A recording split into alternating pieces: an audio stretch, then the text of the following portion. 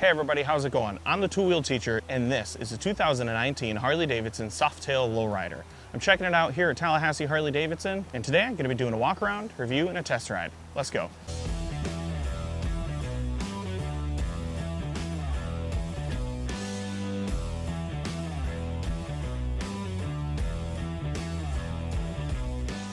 So the Low Rider model for the longest time was built on the Dyna platform, which after 2017, Harley did away with as they reshaped their strategy and reshaped what they wanted their family of models to actually look like.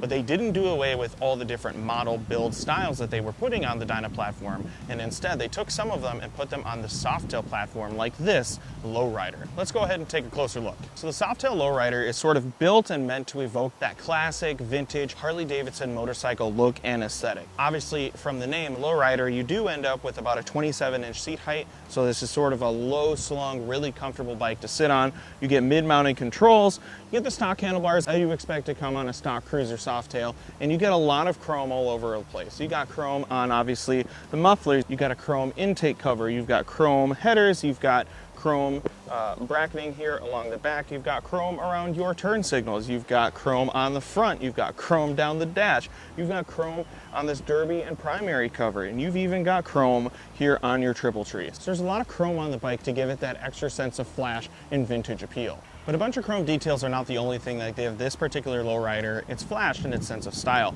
Harley have added this top cowl that goes over the headlight to kind of give it some more dimension, feel a little bit wider as you're looking down over the bike when you go down the road. You also get a two-tone finish on your front wheel as well as your rear wheel. And like I mentioned, it's got those mid-mount controls and the stock handlebars, so it's built out to be a bike that you can feel planted on, centered on, in control of, while still enjoying a relaxed riding position. The Softail Low Rider is certainly not one of Harley's most kitted out and fancy bikes. It's really meant to slot in price-wise for that rider that's looking for a big V-twin, looking for a comfortable cruiser, but doesn't need all the bells and whistles that come on a large touring bike. This Low Rider still has the stock pipes on it, so let's go ahead, start it up, give it a few revs, and hear how it sounds.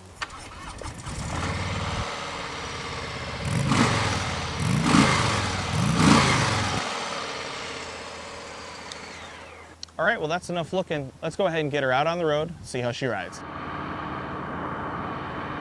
And this is definitely that sort of classic cruiser feel as far as the fit and feel of just sitting on the bike goes. These bars come pretty low. They're not hung up real high at all. There's not really any height. They've got that classic pullback and drag inward that you would associate with just a comfortable cruiser. You get Harley's standard mid-mount foot controls, so if you've ever sat on a Dyna or a Softail that's had their mid-mount controls, you know exactly how that's going to feel. This is actually sort of a throwback to the very first bike I ever owned, which was a 2007 Dyna Super Glide, and this feels really similar to that. It had pretty similar handlebar placement. The mid-mount controls combined with the seat height feel basically identical, and I did really long trips on that Dyna. It was a really comfortable bike that got me places quickly and safely, so this Softail Low Rider definitely is reminiscent of that. You do have a single disc brake in front, you get a single disc brake in back.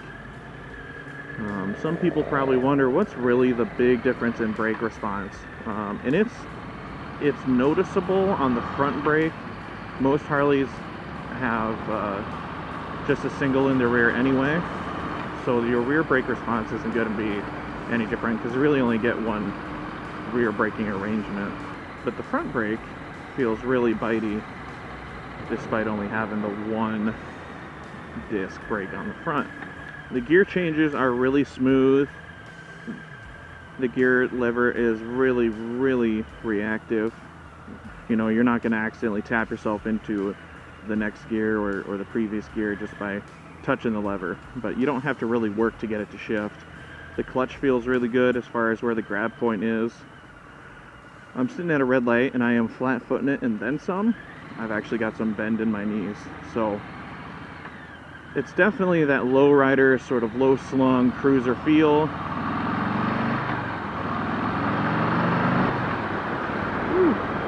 I tell you, that Milwaukee 8 107, it's just a fun motor.